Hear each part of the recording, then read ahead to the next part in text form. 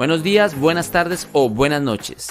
Aquí comienza No Problem Spanish Podcast. El podcast que te ayuda a conectarte con el español y la cultura con conversaciones entre nativos auténticos.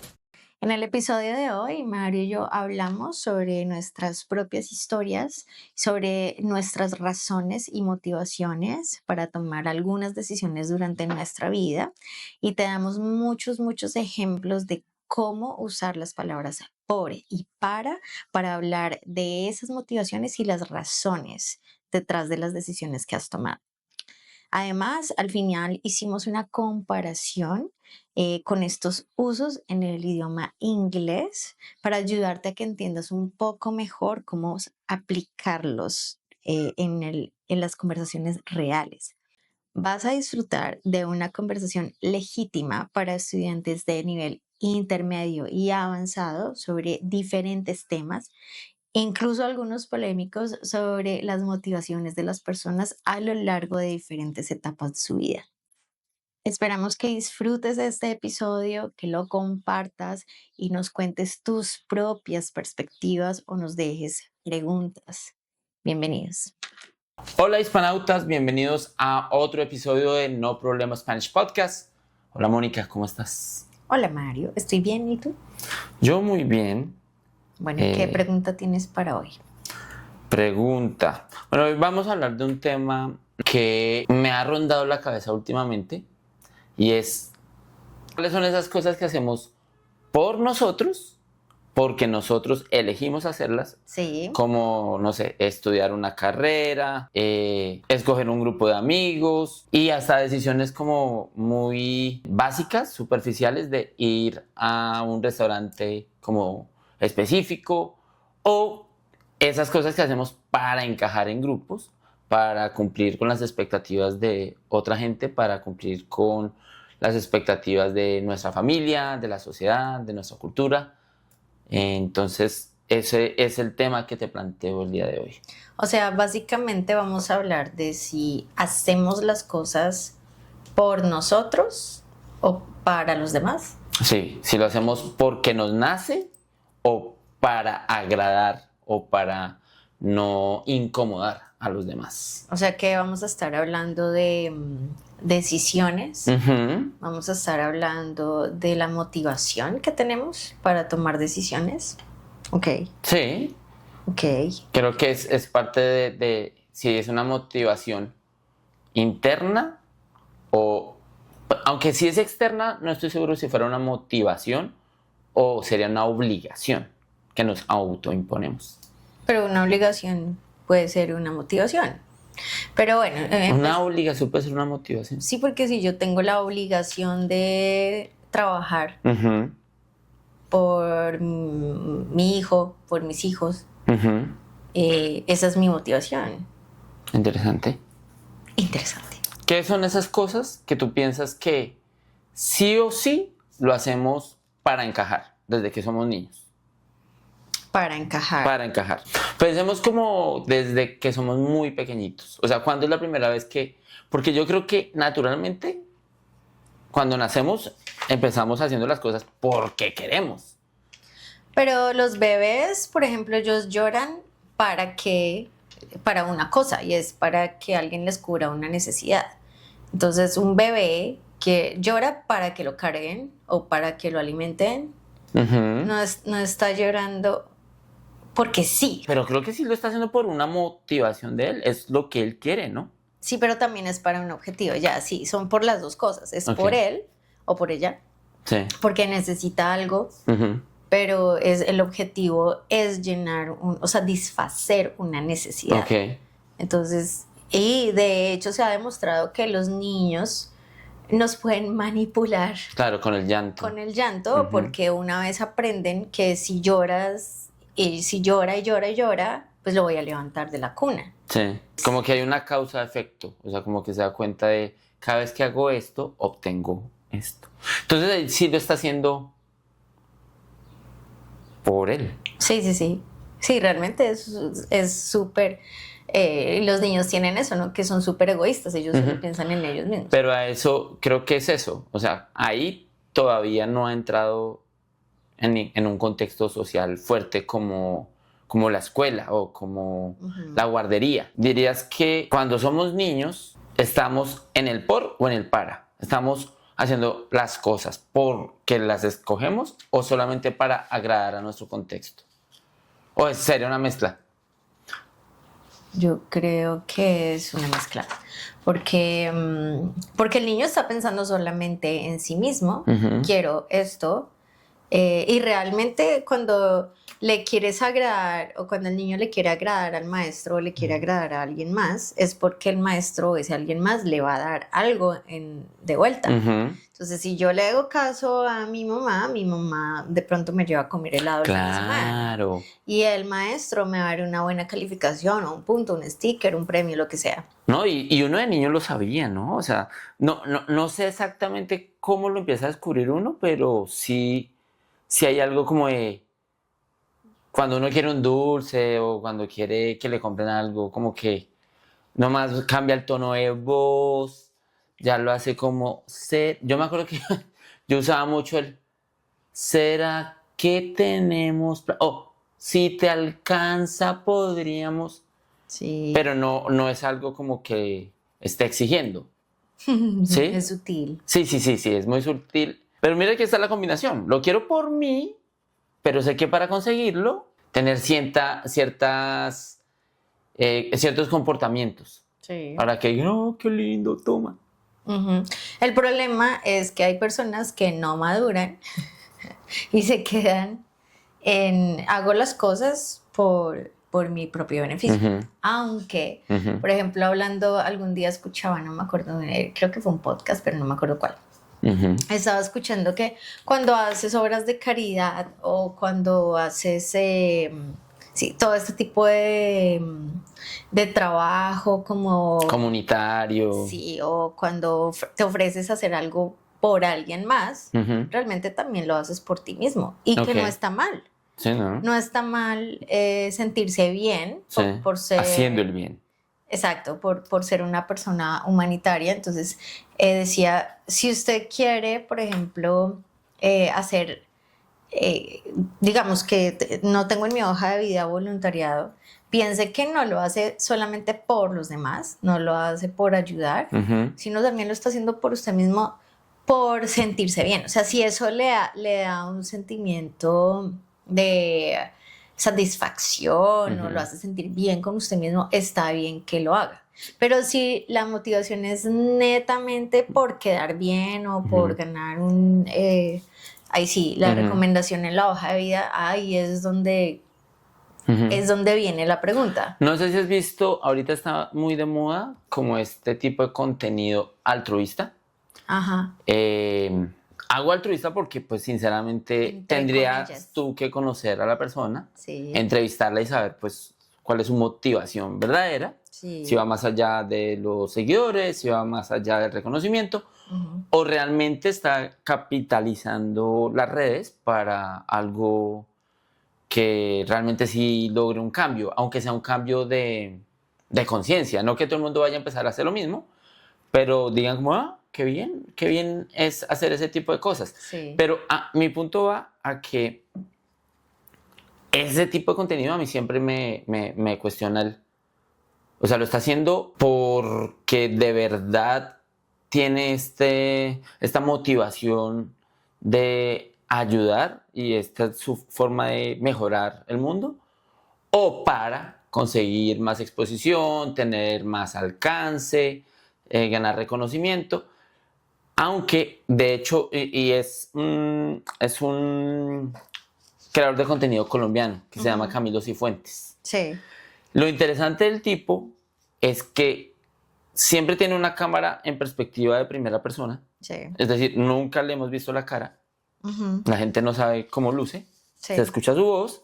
Y lo que él hace es ir a puestos de comida callejeros en los que les dice como qué precio tiene la empanada o la hamburguesa.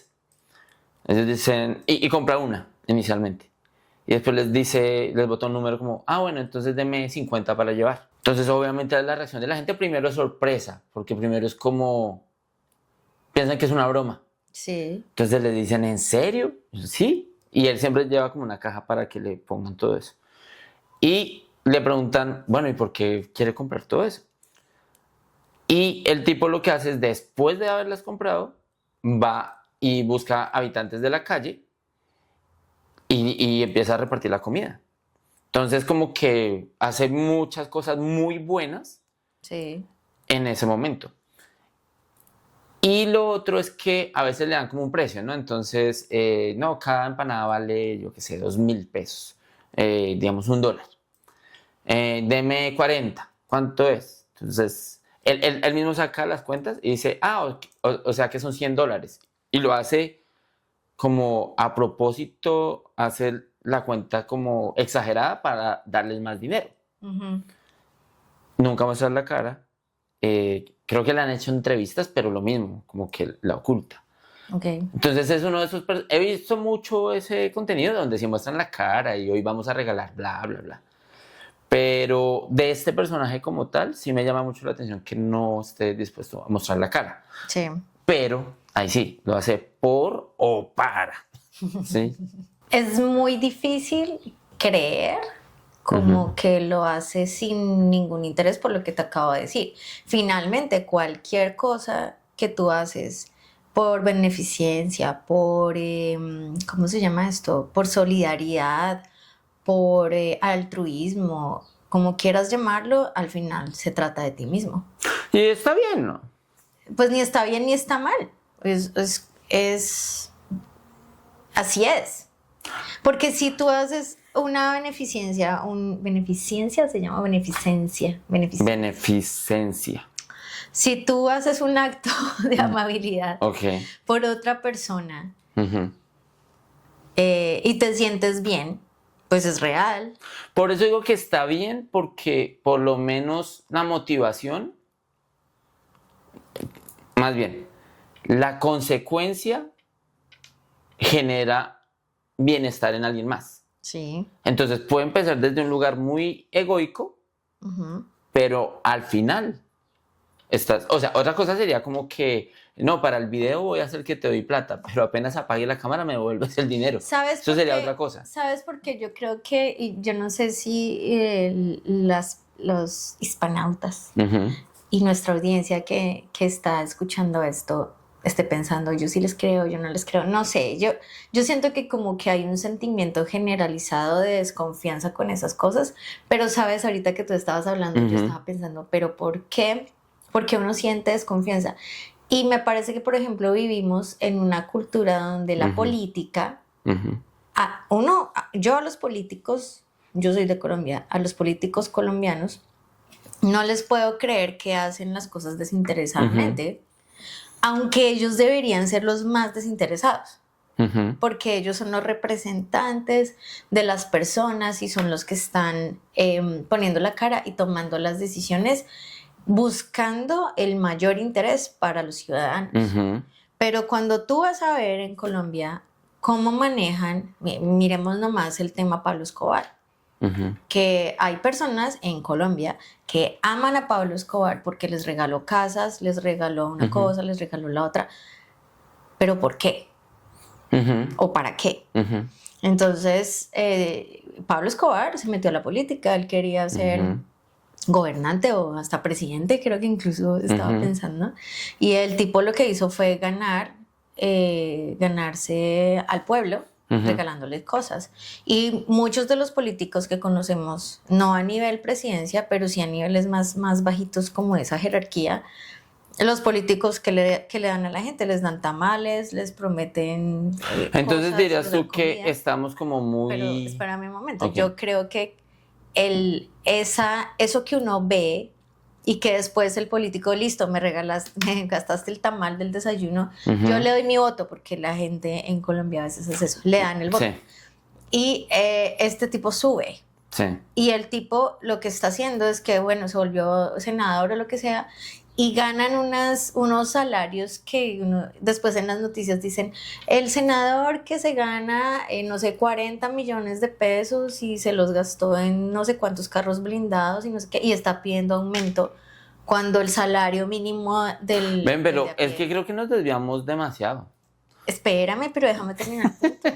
el que está a pie está perdiendo. Ujú. Entonces, si tú me preguntas si yo creo como en ese desinterés de las personas, yo digo, pues no, porque siempre he visto ejemplos de que realmente no es por el bien de las personas, sino por un interés Pero individual. entonces tú piensas que podríamos caer en la suspicacia por un trauma colectivo Sí. porque eso no es solo Colombia. Sí. O sea, primero, sí, Latinoamérica, para mí es la política en sí, porque es el arte de prometer mucho y entregar poco, o no Sí. entregar nada. Sí. Pero pues en países desarrollados también lo hacen, no con tamales, pero lo hacen con planes de desarrollo, con puentes. Y sí, sí debe haber algo muy instintivo en nosotros de esto no puede ser cierto, ¿sí? Sí. Pero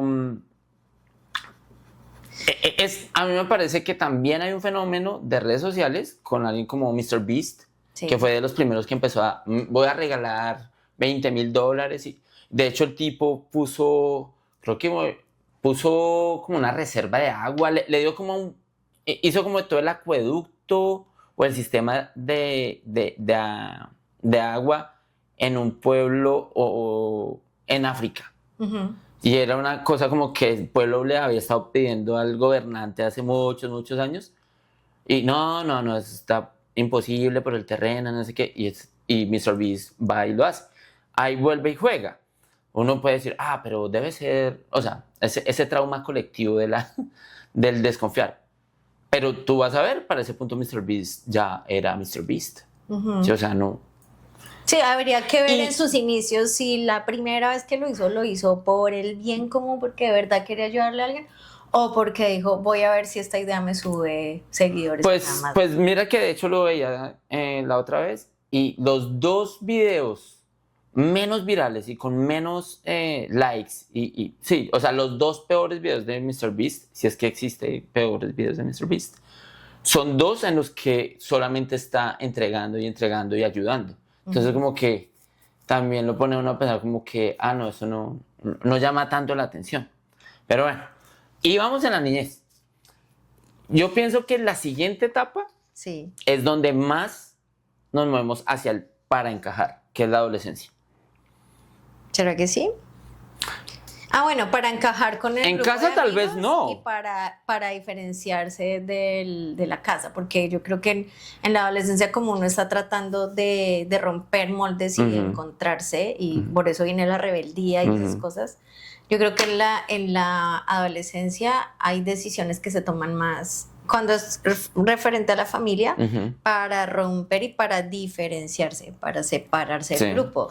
Y al mismo tiempo es para encajar y unirse al grupo que me gusta, a los cool del colegio o al, ¿cómo se llaman? A mi tribu. Exacto, sí. A una tribu urbana o a un grupo al que yo quiera pertenecer, porque Ujú. esos son los cool y son a los que... donde me Y no siento mejor. necesariamente que sean los cool, pero que sean Para algo mí. que represente una pertenencia, ¿no? Ajá. Pero sí es raro porque mientras que estamos como tratando de separarnos, de encontrar nuestra propia voz, y pasa mucho, ¿no?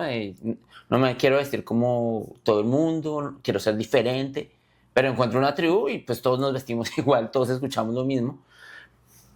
Y tú piensas que en lo personal, porque estamos hablando de mucha generalidad, en lo personal, tú fuiste un adolescente que sí buscó ¿hiciste cosas por ti o para encajar?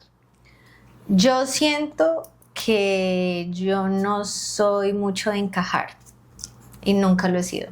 Ni en la adolescencia. No. Ok. Creo que me gusta más sentirme diferente. Ok. De hecho, yo siempre no me he sentido muy bien representada por mi propia cultura. Nunca me he sentido como muy identificada con algunos valores y algunas cosas con las que crecí en general de la cultura colombiana. No me sentía con eso. Yo creo que en la adolescencia tampoco tuve como una fase donde yo quería pertenecer a un grupo. De hecho, yo me acuerdo que yo veía aquí los Candy, que Ujú. eran en mi época, que andaban con chupos y no sé qué, que me parecían no, o sea, Como que al principio todavía era muy chiquita y me alcanzaron a regalar de esos chupitos como de plástico, de cristal. Pero no te sentías Pero identificada. yo decía, yo nunca podría como irme de lleno a ser como todos ellos. O sea, no perteneciste a ninguna tribu. No, a los emo tampoco. A los emo. Algún día conocí incluso a un miembro como de esta comunidad skinhead o algo así, y yo decía, uy, no, eso es demasiado radical, o sea, ya como que meterte, que me tengo que vestir de cierta manera, cortarme el pelo de cierta manera, maquillarme de cierta manera para verme como mis amigos, y eso me parecía demasiado. Pero ese es uno extremo, pero digamos en tu círculo más cerrado, sin necesidad de que fuera la misma música, la misma ropa, las mismas ideologías, ¿sentías que a veces o estabas tratando de encajar? No sé, porque está también eso de ser el bonachón para encajar, o ser el líder, o ser el que defienda a todos, o... No, yo sabía como cuáles eran los grupitos definidos, pero pues yo tenía el miedo, como que, y nunca me sentí como que tenía que hacer algo diferente para encajar con ellos. No tenías que cambiar quién eras. No. Ok. ¿Y tú? Yo creo que yo sí de alguna manera pertenecí más que una tribu, sí fue como mis amigos sí se iban generando o los iba encontrando a medida que cambiaba mi gusto musical. Entonces lo que más teníamos en común era el gusto musical. Sí. Más allá de obviamente esa estética del tipo de música, de género musical, pues se adaptaba, pues uno estaba muy pendiente de cómo se vestia, las bandas que escuchábamos, qué zapatos usaban, cómo se ponían las gorras, pero no pienso que hubiese existido como algo muy político, ideológico, muy profundo acerca de eso. Era simplemente como, pues, si a mí me gusta este tipo de música y a mí me gusta la música muy pesada, y vivía en mi adolescencia en una ciudad muy pequeña en Colombia, pues no era como, tal vez si hubiera vivido en California, pues a todo el mundo le gustaba, entonces ya no era como tan especial, pero sí buscaba sentirme también como que lo que tú dices, diferente, ¿no? Sobre todo en Colombia, en esta ciudad tan pequeña, pues era raro que a ti te gustara el tipo de música que se hacía en el sur californiano de los Estados Unidos, ¿sí? Entonces, ahí creo que probablemente uno intentaba encajar trayendo nueva música, compartiendo los discos, pero fuera de ese núcleo, creo que nunca me interesaba como hacer cosas para encajar. De hecho, como que siempre buscaba causar como polémica. Ahora que lo veo para atrás. Tú eras el rebelde. Pues sí, pero no era como rebelde sin causa. Era como que si a mí me incomodaba algo, lo decía. Sí. Y como que era muy de... Nadie se está dando cuenta que esta persona está diciendo esto. Entonces como que decía las cosas que todo el mundo como que sabía que esto está pasando, pero si se decía en voz alta podría causar conflicto, y para mí era como, y creo que por el tipo de música que escuchaba y mis amigos era, pues no me importa el conflicto, me importa la verdad. Entonces como que sí siento que por lo menos en mi vida social, y ahora lo pienso en el colegio, ¿tú cómo lo veías en el colegio? Porque pienso que eso también es diferente. Yo siento que de niño se hacían más cosas en el colegio para no meterme en problemas, para que no le dijeran a mis papás, pero ya adolescente sí lo hacía como por mí. A mí no me gusta esto, no estoy de acuerdo, yo no. ¿Tú cómo manejabas eso a nivel de seguir las reglas de una institución como tal? Pues yo siempre he sido de seguir las reglas. A mí me gustan las reglas. O sea, eras una rebelde que seguía las reglas. No, a mí, o sea, es que este es un dilema. A mí me gustan las reglas porque yo entiendo que si no hubiera reglas, habría ¿Cómo caos. se harían las líneas? No. Porque si nos guiamos por el sentido común, que es el menos común de los sentidos, pues sería una catástrofe, porque todo el mundo haría según su experiencia lo que piensa que está pues bien. Ah, Y como eso es que demasiado subjetivo. habría mucha, ¿cómo se llama eso? Ambigüedad, Sería absurdo porque... anarquía. Exacto, Ujú. porque entonces yo voy manejando mi carro, pero pues yo siento que yo llegué primero, entonces como que yo puedo Para mí el pasar. color rojo me dan ganas de acelerar. ¿Qué hago? Exacto. El color rojo es mi color favorito para correr, Sí. para andar a 100. El rojo es de fuego, Sí, exacto. el, El verde me da pereza. el acelerador, El verde sí. me relaja. Exacto, el verde es como acostarse en el pasto. Con el verde apago el carro. Sí.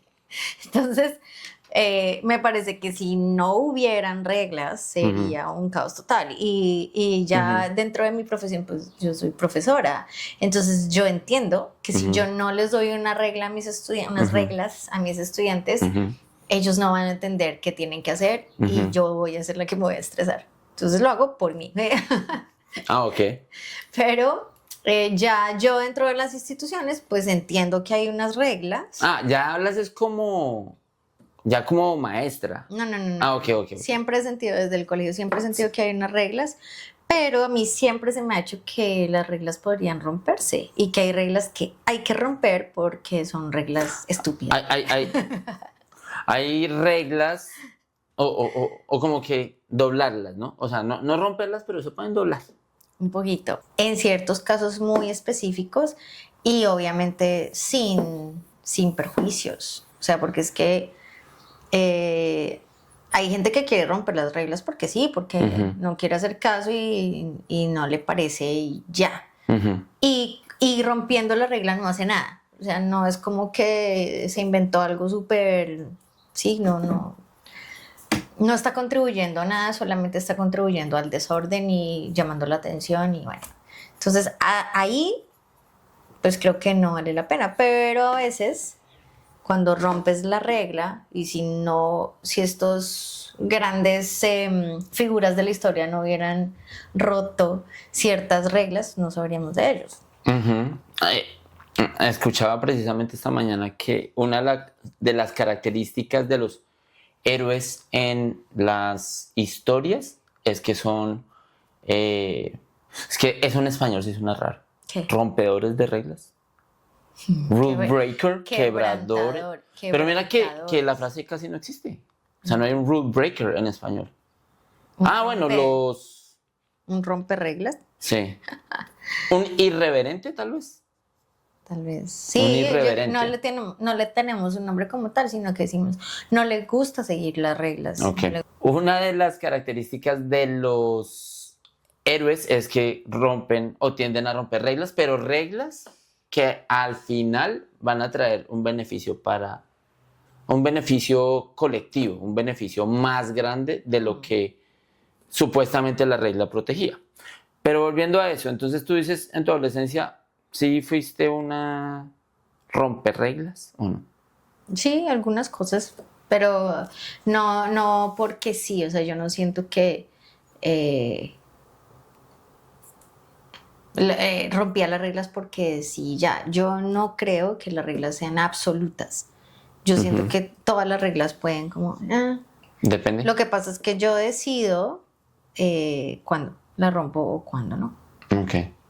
Y creo que cada uno hace eso. Y de hecho, cuando una persona sigue demasiado bien las reglas, Es peligroso. es peligroso. Ha habido muchas cosas en el mundo que se pudieron evitar si la gente hubiera decidido romper esa regla y no ir como con la masa de, pues, eso es lo que hay que hacer según la regla. Y muchas veces hasta según las leyes, según la constitución, según el gobierno, según quien esté en el poder. Y era porque eran... Y eso es raro, ¿no? Porque siempre se asocia al seguir las reglas con algo muy positivo. Pues porque el sistema necesariamente nos enseña a que tenemos que seguir la regla y si eres una persona que sigue las reglas, eres bueno. Y porque te acomodas a lo que todos hacemos. Y no quieres incomodarnos porque todos estamos cómodos como estamos. Entonces, si tú rompes esa regla, todos nos incomodamos. Entonces, no te vamos a aceptar también. Entonces, que yo creo que eso tiene que ver mucho con la cultura como tal, de por qué haces tú ciertas cosas en tu entorno. Entonces, por ejemplo, hay cosas religiosas, Ujú.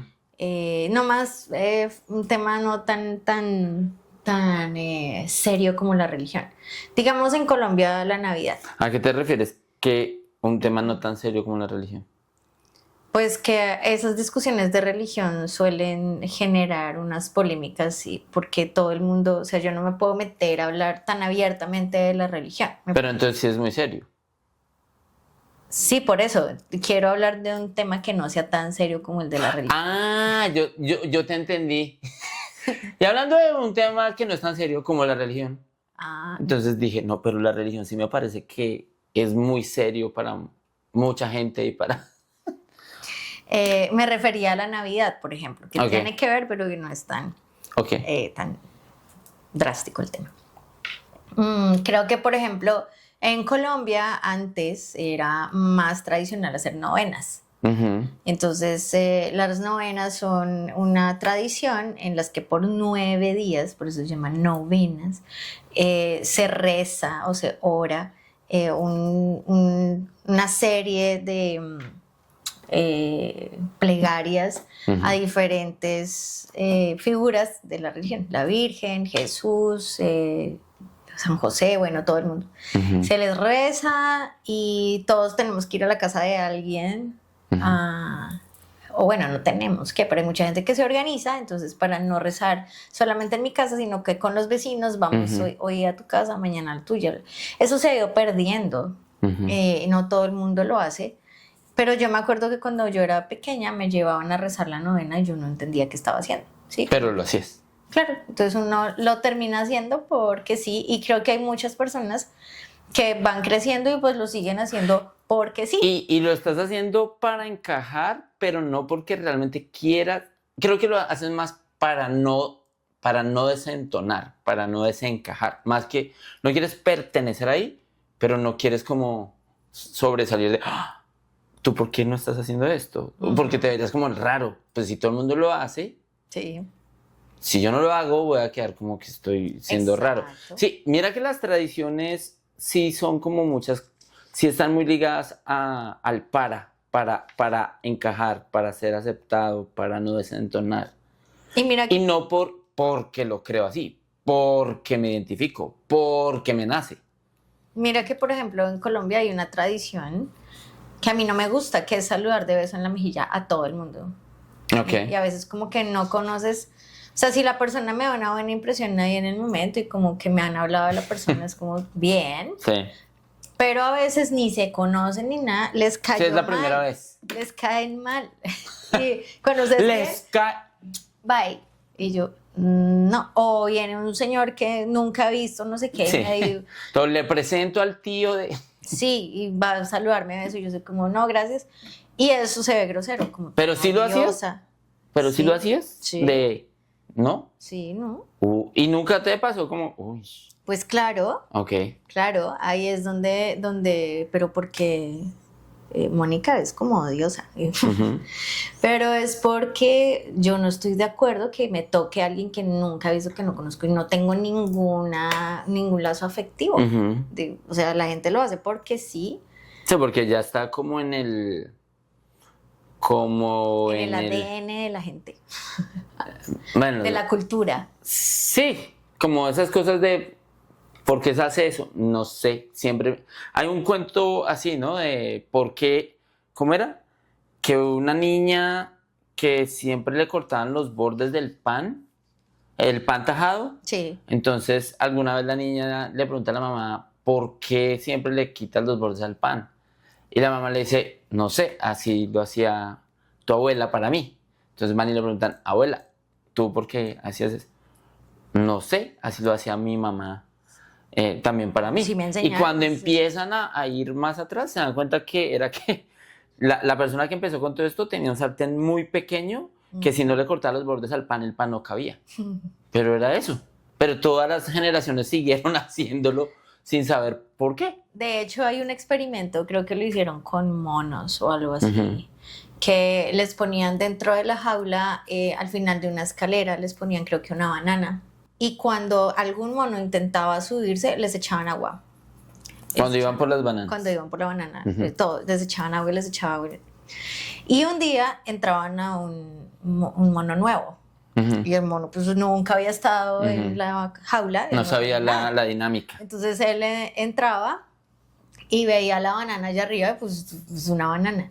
Y el mono iba a subir y cuando todos se daban cuenta que él se iba a subir, todos los monos lo bajaban. Ay, le pegaban. Y le pegaban y Sí, lo volvían nada porque todos, no, ¿sí? Sí, Como, sí. Y él, pero ¿por qué? O sea, él no entendía qué estaba pasando en la banana, ¿no? Y le pegaban hasta que el mono aprendía que no, y volvían a hacer el experimento. Entonces este mono no aprendía con el agua, sino porque los demás le enseñaban. Sí.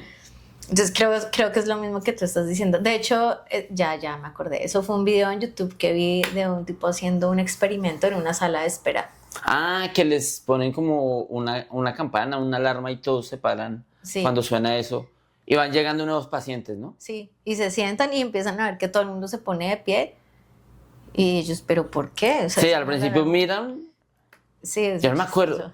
¿Hubo alguno que no lo hiciera? No me acuerdo. Sí, pero es raro. Sí. Y eso, yo no sé, mi espíritu rebelde. Sí. Yo sí tengo eso, que a mí me gusta cuestionar por qué. ¿Por qué se hace Y si eso? no hay una razón, yo no lo hago. Sí. No me parece que yo tenga que saludar de beso a cualquier extraño solo porque sí. O sea, me tiene que caer bien la persona. Además, porque sé que ha habido gente que yo no le caí bien. Sí. Y viene y me da besos. O sea, sé que es hipocresía total, que después están hablando de uno a sus espaldas, lo que sea. Y es como, ¿para que me haga besos? Bueno, listo. Entonces, adolescencia, 20 a 30. ¿Tú crees que hay algún cambio entre, entre el por y el para?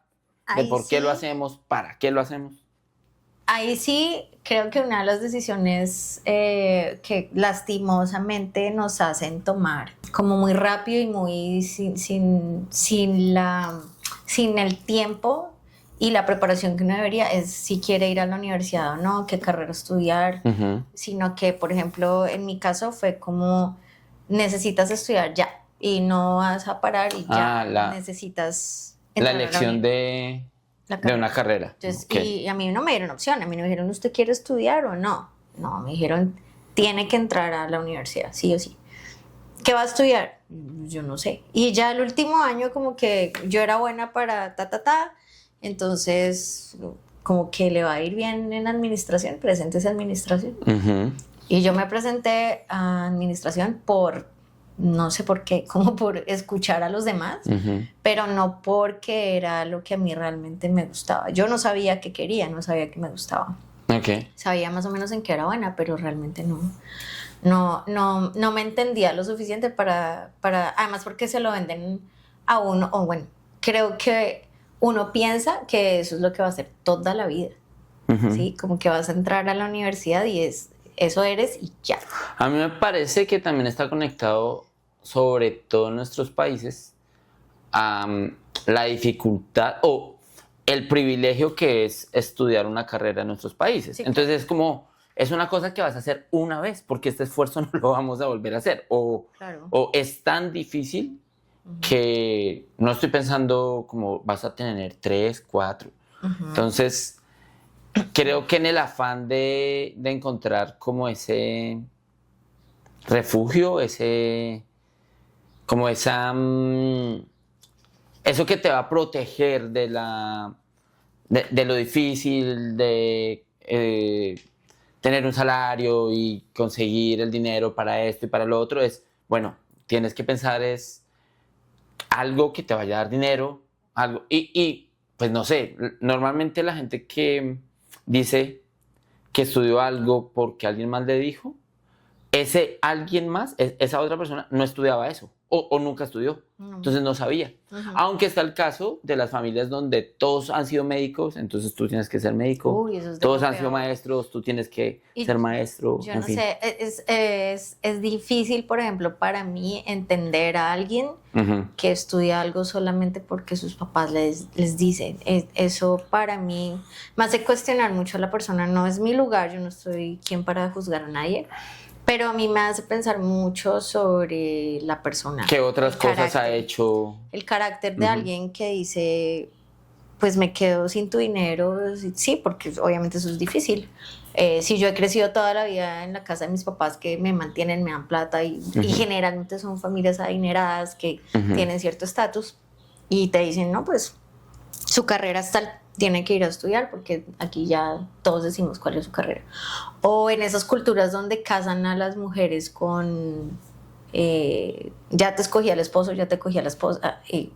Bueno, pero creo que hay una diferencia grande. Sí, por eso te digo, para mí es difícil entender y se vuelve una cuestión de carácter, pero pues desde una perspectiva muy un poco simplista, porque yo no conozco la cultura. Sin entender la complejidad. Y desde mis propios paradigmas, o sea, desde mis propias creencias, que obviamente ahí sé que es un toque de ignorancia. Pero para mí ese tipo de cosas son difíciles de entender, porque no prevalece en nosotros lo que realmente sentimos y pensamos y quiénes somos, y más bien prevalece el me toca hacer caso, o me imagino que lo hago por mi mamá, mi papá, porque pobrecitos. Me imagino que es un tema más de certeza, más de seguridad, porque si hay muchas voces diciéndote esto es lo que hay que hacer, pues como que subconscientemente dices, si sale mal, pues ustedes me dijeron, o si sale mal de pronto ustedes me van a ayudar, pero si es algo donde tú dices, no, lo que yo quiero hacer es, no sé, teatro o música, y te dicen como, estás por tu cuenta, entonces es como, no, porque eso sí genera una responsabilidad, y también creo que te va a generar un poco de, ¿y qué tal yo está equivocado? Porque está como ese mito de la democracia, pues si 5 están de acuerdo y yo soy el único que no, pues yo debo ser el equivocado, porque la democracia dice que la mayoría es la que gana, la mayoría es la que tiene la razón. Entonces como que ahí lo entiendo, pero sí, ese es como ese momento de los 20 a los 30. Yo siento que, por ejemplo, en mi caso al escoger la carrera, sí, yo lo he pensado mucho, o lo pensaba mucho. Y yo siento que en el fondo sí lo hice por mí, porque en el momento a mí era, pues en lo que soy bueno es en los idiomas. A mí las matemáticas, o sea, no hubiera tomado una decisión donde incluyera algo de matemáticas porque decía como, no, o sea, no se me da. Y sí hubo presión en algún momento de, no, es que tiene que ser algo que tenga matemáticas, y yo, no, o sea, no lo voy a hacer. Sí. Entonces, por ese lado, sí. ¿Qué piensas de eso en tu caso? ¿De eso? Sí, del escoger la carrera. Sí, al principio yo lo hice por escuchar a los demás y para tener una carrera, porque lo importante era tener una carrera. Claro, lo importante era tener una carrera, pero yo entiendo que, por ejemplo, mi mamá era la que realmente me presionaba a mí para que estudiara en la universidad, pero viniendo como de la clase social en la que estaba, del tipo de realidad económica que nosotros vivíamos, pues tiene mucho sentido, porque en Colombia tener un título sí, eso sí, me cambió a mí la vida. Sí, claro. Si yo no hubiera estudiado una carrera, yo hubiera sido siempre una empleada del nivel más bajo, y siempre hubiera tenido que tener unos trabajos súper, ¿cómo se llamaría eso? Como muy de hacer, como muy... operativos. Exacto, de nivel muy operativo. Y yo siento que con mi carrera, mi profesión de maestra, he podido contribuir a cosas, he podido lograr, yo he tenido experiencias muy buenas. Entonces, en resumidas cuentas, claro que la carrera, lo que te decía al principio, yo escogí administración, y esa la hice porque no sabía qué hacer. Como que me dijeron, usted es medio buena para matemáticas, por allá, y todo el mundo estudia administración, eso debe ser como bien fácil. Pero yo a la mitad de la carrera ya dije, no es. Y me cambié, ahí sí, por convicción, y porque ya me conecté con, a mí me va bien en inglés, me va bien en francés, me gustan los idiomas, ser profesora se me da porque no sé, Ujú. le ayudaba a mis compañeros y eso, entonces pensé que era una buena decisión. ¿Piensas que hay un cambio muy grande de los 30 a los 40? Porque yo siento que no. Yo Yo siento que de siento que 30 a sí. 40, en mi caso, estás como metido como en el ascenso profesional, como hasta dónde llego con esto. Pero mira que yo siento que entre más pasa el tiempo, las motivaciones y las razones por las que uno hace las cosas sí cambian y creo que lo más bacano del momento en el que yo estoy es que ya no me importa lo que piensan los Bueno, demás. pero te adelantaste, porque por eso digo de los 30 a los 40. Yo pienso que en los 40, ay, rebelde tu edad. Yo también. Yo pienso que en los 40 sí hay un cambio, pero siento que los 30 a los 40 no es muy diferente de lo que pasa de Sí, los no, 20 a los 30, o por no, lo menos según yo y según mi experiencia. sí. Por eso te preguntaba, ¿tú piensas que de 30 a 40 hay un gran cambio en esa motivación de por o para? No, yo siento que sí, sí es muy, estoy de acuerdo contigo, es muy parecido Ujú. y ahí uno va como tratando, yo creo que es una época donde uno va haciendo una transición entre eh, hago las cosas, sí me preocupa mucho los demás en mis decisiones, pero se va uno empezando a pasar al otro lado de, pero eso es realmente lo que yo quiero. Ujú. Y creo que por eso en los 40 viene la famosa crisis De los 40, sí, de de la la edad media. mediana edad. Ujú. Ok. Eso, mediana, no media. Entonces, los 40. Yo creo que ahí, y yo siempre escuché que una de las ventajas de los 40 era que ya te valía huevo Que a mí me el encanta. pertenecer, que te valía Ujú. huevo. De hecho, hay mucho chiste hoy he escuchado uno que decía que su plan favorito a los 40 era organizar una fiesta o una reunión en la casa de un amigo, que Mm. decidieran qué llevaba cada uno, programar qué juegos de mesa iban a hacer, qué película iban a ver y que a última hora se cancele. Y que Ojo. eso es lo mejor, que se Sí. cancele. Porque, porque finalmente se dando cuenta que no tiene ganas de trasnochar, no tiene ganas de interactuar tanto. eh, entonces que llega un momento donde uno se ya empieza. Yo recuerdo, por ejemplo, en mis 20 y hasta, yo creo que hasta los 30, Sí.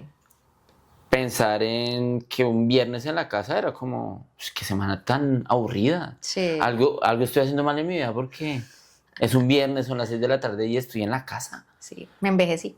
No, sí, o sea, sentía como hay algo mal, hay algo mal.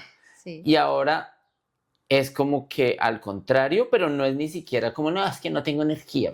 No, o sea, no estoy dispuesto, no sé, a hacer fila para entrar a una discoteca, a estar con mucha gente, a, no sé, a salir al frío. Pero eso suena como que cosas de viejito, pero es más que me doy dando cuenta que antes sacrificábamos muchas cosas por diversión. Sí. Entonces cerraron la discoteca, no importa, quedémonos en el parque con frío hasta las 5 de la mañana, no importa los peligros y que... Yo. En cambio ahora es como, no, quiero estar cómodo, es como lo del camping. Sí. No fui amante del camping nunca, de acampar, Ni ha sido ni fuiste. ni seré. Pero eso, o sea, me parecía una de las cosas muy incómodas. Creo que disfruté uno, que fue como en Tierra Cálida, y era una de estas carpas donde puedes entrar caminando porque es altísima y las comodidades. Sí. Pero eso del frío y dormir mal y la espalda y no hay que comer y la leña y la carne se la comieron los perros. No, no, no, no, no, no, no. Ok. No, no, no, no. Pero entonces tú sí sientes que cambia en Sí. los 40. Sí, yo creo que sí llega un punto donde, pues creo que ahí está ese periodo perdido de los 30 a los 40, que es la búsqueda de quién soy, qué me gusta. Yo te decía que había encontrado bueno, leyendo un libro, había un ejercicio que era, escriba 20 cosas que le encantan hacer. Y Sí. yo pude llegar a 12. Y Ujú. decía, mierda, si hubiese como una lámpara eh, ¿De Aladín? de Aladín, una lámpara mágica de esas que aparece el genio, Sí. y me dijera, le puedo conceder ya 20 deseos, quedaría como, no estoy seguro. Pero ese es el proceso de quién soy, qué me gusta, qué no me gusta, qué cosas hago para agradar, para caer bien, como para volverme un activo importante del grupo. Y eso como que no da mucha tranquilidad. Bueno, entonces, ya que hemos pasado por tantas décadas y hablado de tantas cosas diferentes, ahora sí hagamos una pequeña explicación del tema como tal de nuestros hispanautas que quieren aprender algún uso del español. Entonces, si se dieron cuenta, siempre estuvimos hablando de por y para. Entonces, les vamos a explicar cómo se usan por y para en español. Bueno, entonces, si han escuchado todo el podcast, se dieron cuenta que usábamos el por para hablar de razones y de causas del por qué hacer las cosas. Mientras que usábamos para cuando estábamos hablando de encajar o un objetivo que está afuera. Ok. Si lo piensan y les podemos dar un ejemplo en inglés que me parece que es algo bien útil cuando uno está aprendiendo un idioma, compararlo con el suyo para que uno como que le quite esa etiqueta de difícil y de uy, No, esa distancia no tiene nada que ver conmigo. En inglés, ustedes hacen lo mismo cuando usan, por ejemplo, for. For tiene dos usos. Uno para explicar la causa. What is the cause of something? Why are you doing it? What is the reason? So, I'm going to the store for groceries, right? Pero también podemos usar for para explicar cuál es el objetivo. I'm studying for the test. Ahí mi objetivo es realmente tener una buena calificación, no pasar el test.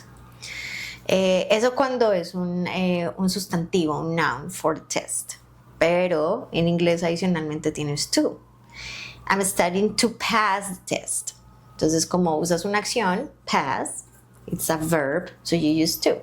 De hecho, es más difícil en inglés entender las diferencias entre for and to. Eso es complicado. Entonces, en español hacemos lo mismo. Voy a la tienda por la leche. Voy por, no sé, los huevos. Esa es la razón por la que voy. Voy a la tienda para comprar los huevos. Voy a la tienda para traer los huevos del desayuno. So, there is a purpose. Y esa es básicamente la diferencia. Esperemos que les dé claridad. En lo que estábamos haciendo, otro ejemplo sería, lo hice por miedo o lo hice para cambiar mi vida. Por miedo, el miedo fue la razón, y para cambiar mi vida, para llegar a un objetivo como tal.